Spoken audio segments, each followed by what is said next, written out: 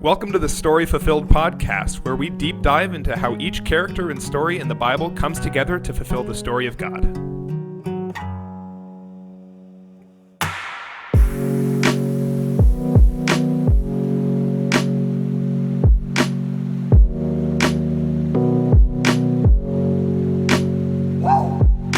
I'm Fletcher. I'm Abby. And I'm Jay. And today's story is about Haman. Hey, man. That Hello. was bad. That was bad. I mean, Haman. yeah. Haman. Hey, man. Reminds me Now of- I'm it never going to be able to read the story without saying it that way. There's Hey, like man. the classic joke when you're driving along. You go, "Oh, hey, you missed it." Missed And what? there's a hay That's right. bale. Hey, you missed it. Yeah. Oh, what? Oh, hey. I did that Man. too. I think it was your son. It was Nathan on our way to the youth retreat. I'm like, Nathan, hey. He's like, what? I'm like, hey, you missed it. And he's like, oh, Abby, and shook his head at me. Deep It was down, funny. he loved that. I guarantee. Oh, he smiled. proud He of that. smiled. Yeah. He cringed good. but laughed about it. Yeah. Yeah. So, Amen. Haman is a character in the story of Esther, and we see that he wants to be honored. There's like nothing he wants more than to be honored, and especially by the king. And he's given this opportunity to be honored by the king, and he kind of lays out his plan. So our question for today is, if you had the opportunity to be honored by the king, King Charles. King Charles. Is it Charles? What is it? The first, the third, don't the know second? what he's I don't know. We're not And I good, believe he's actually allowed to choose a different name to go by if he wants. Really? I think that's how the Pope works. No, That's with how the kings as well? Very kings as cool. well. All right. Because the Queen's grandfather or father, that was I don't remember the whole story. We're He bad, went by a different name. We're bad constitutional Okay. I monarch know. citizens. Yes, I Yeah. just read headlines. All right. Anyways, the Anyway, so question. if you How had would the you be opportunity honored? to meet King Charles and be honored by him, how would you choose to be honored by the king? Abby, Not that Abby any was of us- very, I doubt it's going to happen. We're not going to be knighted. Oh, Fletcher. there we go. I was thinking, I'm like, oh, does he have like a Ferrari I could drive? I'll take a sword to the shoulder. I'll There become you go. Sir Fletcher. Sir Sir, you wanna Fletcher. be- Sir Fletch. Sir Fletcher Princip the Third. No, The- you'd be the the first. first. The first. probably. The very Yep. first. Yeah. There you go. There we go. I'll take Being take a knighting. Yeah. Okay. You get like Abby? a badge, land and titles, you know. There you Yeah, go. there we That's go. good. You can live out your Knight's Tale dreams. That's right. I'll be able to joust in the tournaments now.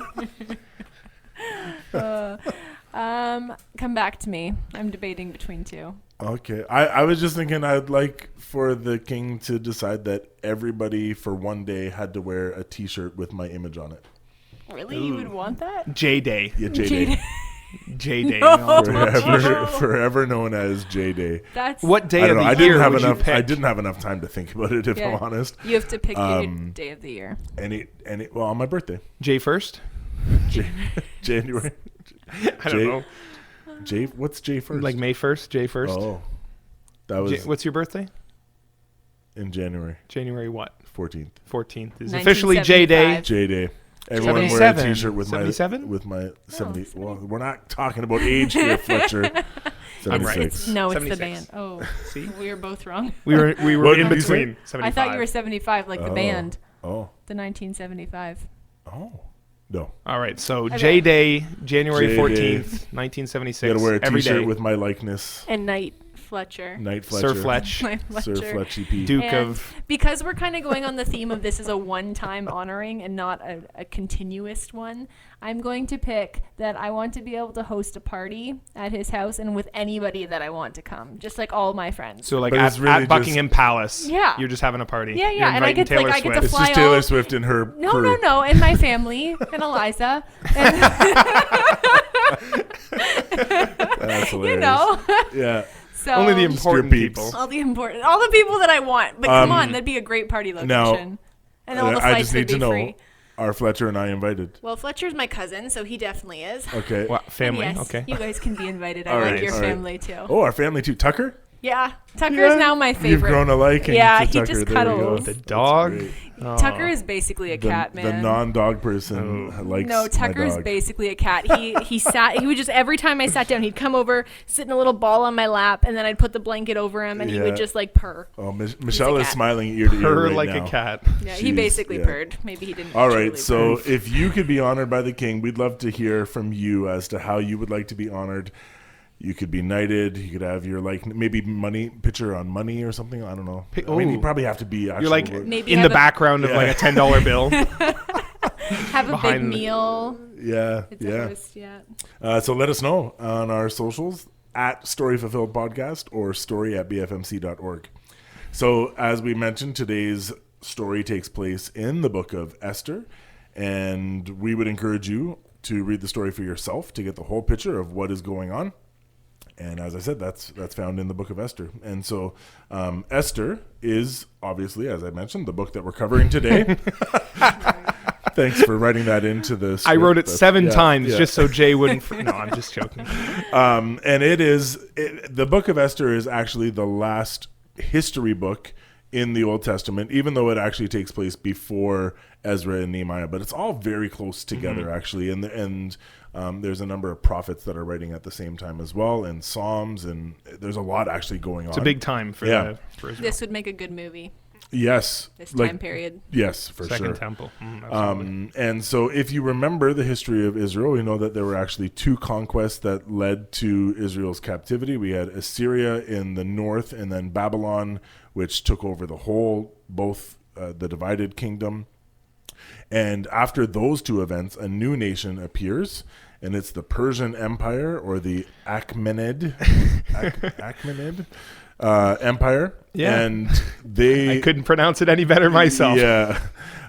So they conquered the Babylonians and basically controlled the entire region from India to Greece all the way down to Egypt. And they were a violent people. We have just history shows us that it was a violent and also a lot of indulgence going on in that empire. And so today's story takes place during the reign of a king named Ahasuerus, who is probably Xerxes the First of Persia. Yeah, so like Jay was kind of saying, and Abby was talking about how it would make a great movie, this story takes place during the Second Temple period of Israel. And so the temple was rebuilt and completed around 516 BC. But because today's story doesn't take place in Israel, that has less of an impact. Right. It's actually taking place, as Abby will tell in a minute, in the kingdom of Persia. Now, if you read the book of Esther, it sounds like it's all taking place like really quickly. A couple months are going by and everything's happening. I was snapping. I don't know if you heard that. But in reality, it actually takes place over the course of about 10 years during the reign of King Xerxes. So Xerxes reigned from 486 BC until 465 BC. And then our story today actually starts during the 3rd year of his reign, so around 483 BC. Right. Esther, which is a spoiler to the story, but she's made queen at 478. This big plot is hatched around 474 and then executed in 473 BC. Yeah, so where is Susa? Because that's where it takes place. We know it's Persia, which is modern-day Iran. We did talk a little bit about this in the Xerxes episode last season, so if you want to hear more about Susa, you can go listen to episode 5, season 3. And just quick fact, Susa is a UNESCO World Heritage Site with archaeological evidence suggesting that it has been continuously inhabited since 4,200 BC. So that's one of the Holy oldest cow. cities in the world. Wow. That's like 6,000 years ago. Really old. Hokey Dina. All right. Wow. Susa. That's the capital, right, of Persia? At the At the time, time. anyway? At the time, At the yeah. time, yeah. I'm sure there's been many of them through the years. Yes. So, yeah, our main antagonist today is named man. Haman the Agagite.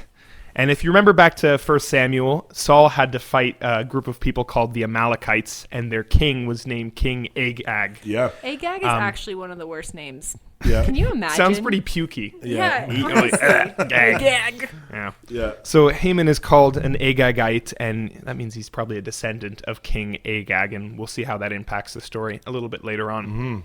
So back to the story of Esther. So it was during the 3rd year of King Xerxes' reign. He was holding this festival. It was probably like to plan military attacks on Greece because there's a whole war going on at the same time. But basically at the end of it, he held this feast that lasted 7 days. And at the end of it, he was well and drunk with all his friends, and he decided to send for his wife, the queen, Vashti, her name was. And basically he wanted to parade her around, show off her beauty is the words that are used. Yeah. And Vashti is like, no, I'm not coming to see your drunk friends and you, and I'm not going to show myself off. No. Right. And that's exactly what happens. And then obviously the king is not happy about that. He has a bit of pride going on. He's like, oh, come on, I got to show off my friends. He basically puts a decree forward that says that Vashti will never again come before the queen. So he's basically before the king. He's the king. She's the queen. Not anymore, though. Not anymore. She's been kicked out. Yep. Later on, the king, with the help of his eunuchs, has kind of decided we need to get a new queen. We're going to get somebody hot. We're going to get somebody beautiful. Some nice young girl. Do a little beauty contest. Do basically a beauty contest. He sends for girls all over his kingdom to come get like a year-long beauty treatment, and whoever he likes the most is going to become the new queen. Right. So Esther, the namesake of the book, is one of those women who was chosen. Mm-hmm. She goes through the whole process, and after this whole beauty treatment, she goes before the king, and he falls in head over heels with Miss Esther, and she becomes queen and wife of Xerxes. Mm-hmm. So around this same time, a little fun fact that's thrown in at the bottom of a chapter is that this guy named Mordecai, who's actually Esther's cousin, who's this kind of lower official of the king, he discovers a plot to kill the king, and he puts an end to it. He reports it and ends up saving the king's life. Yep. But anyway, now it's time to introduce the main character of the episode, Haman. Hey, man. Hey. And so he is named Haman, obviously. He's an Agagite, like we said, and he was a high official of the king of Persia, and he actually becomes the second in command of all the kingdoms. It says, that there were about 127 provinces, and Haman was the official over all of them. Yep. He was second in command, and there was this rule that like all the officials that saw him had to even bow before him, get on their knees. Everyone to know how important he was. And he was very proud of that title. That's right. So this is when some conflict arises, when Haman ends up running into Mordecai, who is Jewish. And of course, if you're a Jew, one of your main rules is have no other gods before me. Right. And don't bow and worship anything, let alone another man. That's right. So Haman notices Mordecai, and it says he's filled with fury. Right. So this one guy who won't kneel just sends Haman over the rails, and he just freaks out. Yeah. It's not good enough for him that everyone else is doing it. No, everybody else is bowing down. This one man, this one Jew named Mordecai was not bowing. So Haman is furious, and then he's like, okay, how can I get back at Mordecai? And he comes to the conclusion it's not enough just to, let's kill Mordecai or hurt Mordecai. I'm going to punish his entire race. Instead, he's going to go after all the people of Mordecai, so all the Jews throughout the kingdom. So Haman goes back home, and he gets his seers, his viziers, his wise men to start casting lots, which is basically rolling dice and saying, when am I going to be lucky? Yeah. And they find this date, and they go before the king on that day because he's going to be lucky. And they ask him to put this edict in that on a specific day, what day was it? The 13th day of the 12th month, all the Jews should be annihilated throughout the entire kingdom of Persia, and all their possessions be looted and stolen, and basically the utter destruction of the Jewish people. And the king accepts this. I don't know why he does. It was kind of aggressive, but anyway, The king says yes. He was lucky. There was some bribery. There was some bribery, right? He gave some money towards the king's treasury. And as this happens, they send out letters to all the kingdoms, all the provinces that this should take place. Of course, Mordecai being an official, he receives one of these letters. He gets wind of what's going on, and he's obviously completely distraught. And he goes to Esther, who is the queen, and he asks for her help. Go talk to the king, beg for protection for her people.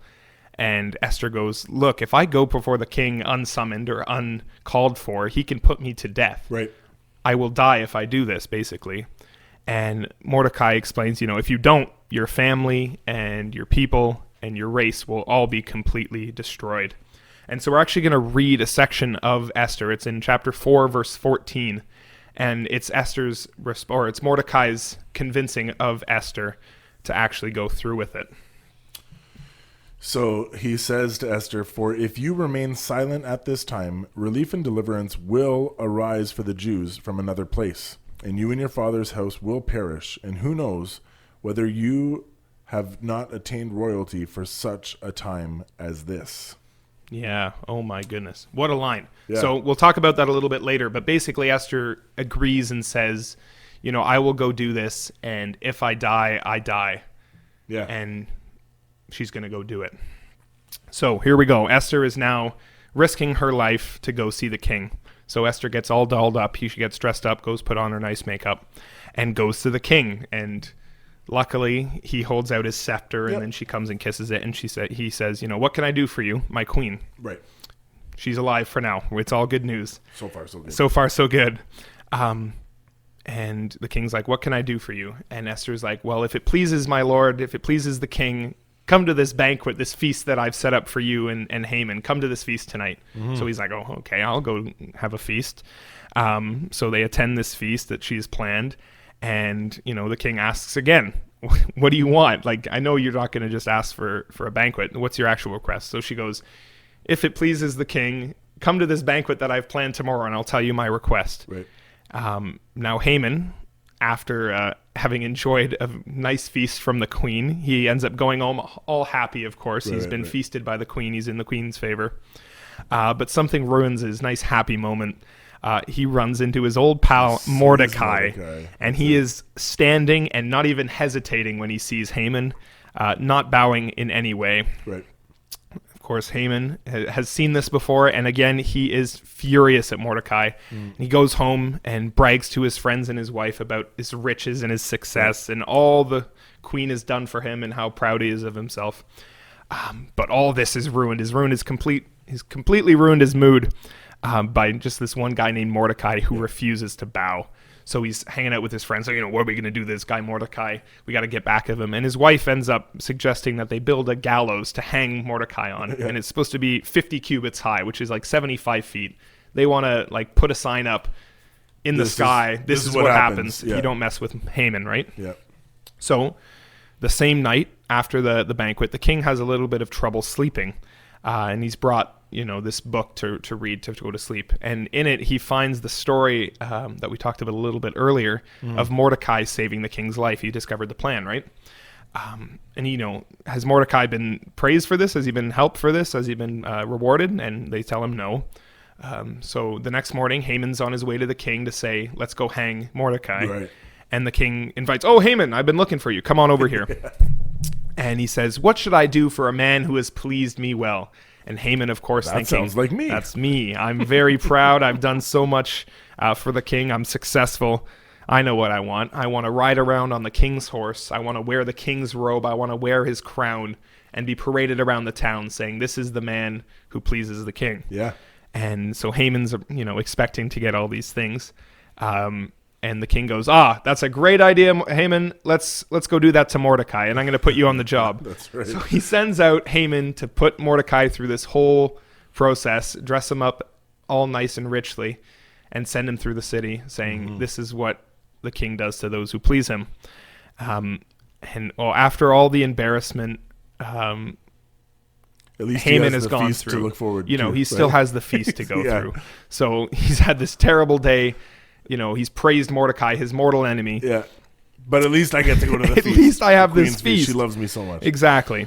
So here we go. He's at the feast. Haman is at the feast. The king is at the feast. And they're all drinking and they're all having a good time. And at the end of the feast, the Esther is, of course, asked, what can I do? What is your request? And then Esther basically gets on her knees and says, "I need your help, king. My life is in danger. My people's life in danger. They're all, sold to destruction and sold to annihilation. They're all about to be destroyed."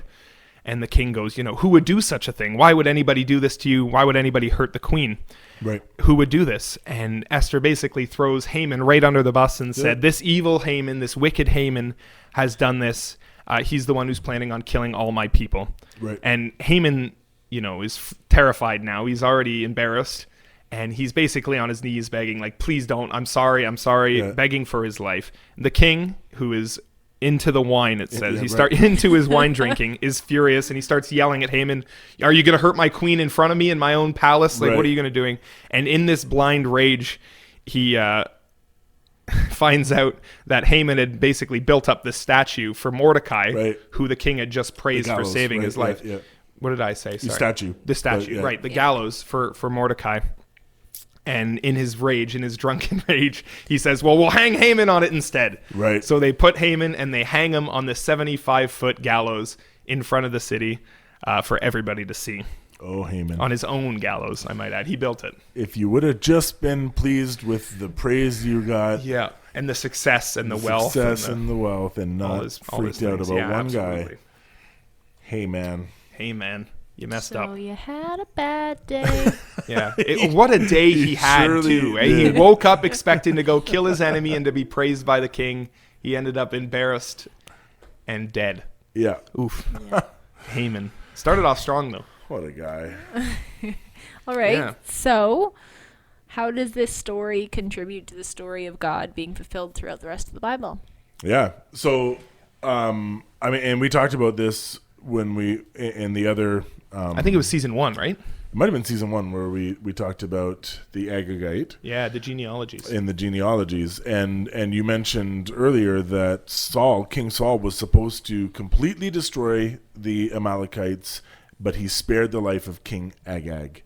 And that was an act of disobedience. And Agag's people continue to just haunt the Jews throughout time.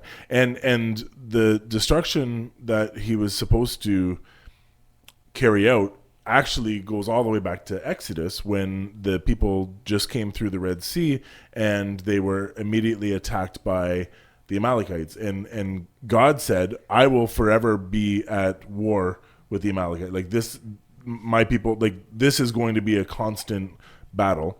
And then so Saul was instructed to completely wipe them out. To end the battle. To end the battle. Yeah. This is your role as the anointed king. You can bring an end to this battle.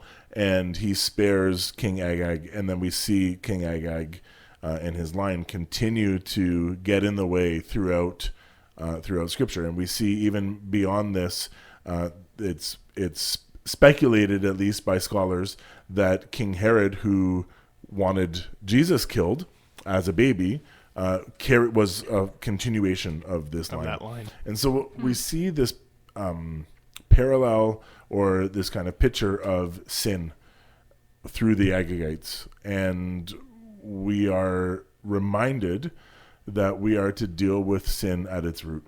We need to deal with sin at its root in our lives, or else it will come back and haunt us in horrible ways. It will rear its ugly face and just continue to follow us around. I have a good friend who the phrase that he uses is "do your laundry and do it often." and so like confess and repent and do it often. Recognize the places in your life that are sin and bring them before the Lord, and then walk forward in the newness of life. He forgives. That we have been given forgiveness through Jesus. And so why would we hold on to sin when we don't need to, right? So confess and repent and move forward so that it doesn't come back and haunt you later on. Absolutely. So Agag is for me, just an incredible picture. And that's such a cool symbolism that you don't necessarily notice unless you've read the rest of the books, right? You think, okay, Haman's an Agagite, we'll move on from that. He's just some guy. Yeah. But that's a really cool, context thing that you can get when you look into the whole story. Which, fun fact, was a potential name for this podcast before Story Fulfilled came along. The whole story. Whole story. But there's already a podcast. There's already something called that. We're the new Story Fulfilled instead. That's anyway, so yeah, and the big line in the book of Esther, it's the most famous one, of course, is the one Jay read, for such a time as this. Yeah. And of course, there's all sorts of implications of that. It's Esther, potentially was chosen by God and put in that exact situation for that time, for that situation, to be able to act and save her people. And the usual, of course, is we can apply that to ourselves and think, has God put us in a certain scenario for such a time as this to be able to for him to use us in any way he has? Yeah. And the I think the encouragement there as well is we're always called to act in righteousness, and that was what was being presented to Esther. Like, do what's right by God in this situation. And she was kind of wavering on that, not really sure. And Mordecai reminds her, hey, God is going to do what God is going to do. You're being given the opportunity to be a part of it. And who knows if you have not been appointed to your position for such a time as this. And so when we are presented with the opportunity to do the right thing, to do the thing that honors God, there may be perceived consequence, and she had perceived consequences, right? Like she could die. She saw them. Yeah. Her she had to look out for her family or whatever. We may have perceived consequences or real consequences to acting in a way that honors God. But we need to consider, have we been put in such a position for such a time as this? And God is going to do what he's going to do, and we're simply invited to be a part of it. And why would we not want to be a part of what he's going to do? I really don't want to skimp on the emphasis of God's will is going to work its way anyway. Right. That was the first half of the verse, right? The deliverance for the Jews will rise up in some other place if you don't. Mordecai knew that God's will was going to happen no matter what. The promise started with Abraham, and it hasn't been fulfilled. It's continuing on. He had that faith, but he said, look at the amount of suffering that you can save. Look at the amount of people that you can help just by your small action. Yep. So that's another thing. It's, we can think, it's such a small role to play, but the consequences of Esther not acting were so huge, and the consequences of you not acting, or somebody, might not meet Jesus, and that is a bigger consequence than we could ever know, right? Yep. And I think Haman as well, we see living out of the proverb, pride comes before the fall. Absolutely. We see that in Haman. His own pride was the end up. Absolutely. Yeah. And so that's a good reminder for us as well. Like, so when we're talking about dealing with sin at its root and at its core and doing our laundry, doing it often, recognize in our own lives where there may be pride and how that pride needs to be dealt with. And pride, it shows up in so many ways, from just our reaction to something that somebody says to our need for validation, or like there's just so many ways that pride shows up. And so we need to recognize that and not let it pull us away from our commitment to following Jesus. Absolutely. And to add on to the pride, I think, Esther's reaction at the end when she finally agrees is essentially, if I die, I die, no matter what the consequences are. And that reminds me of kind of the apostles when they're told to go out and make disciples to all the world. Their attitude was essentially, if I die, I die. Yeah. And now for us, I doubt we're going to, not right now anyway, I doubt we're going to die for what we're speaking, but our pride will get in the way and say, I'm going to be embarrassed, I'm going to be ashamed, I'm going to be, called out. And if I suffer, I suffer. If I am embarrassed, I'm embarrassed, is kind of the attitude you have to approach it with. Yeah. Mm-hmm. All right. Well, thank you for listening to today. Mm-hmm. Hope to see you next week. Next episode of the Story Fulfilled podcast, season 4, The Antagonists. That's right. Bye for now. Bye.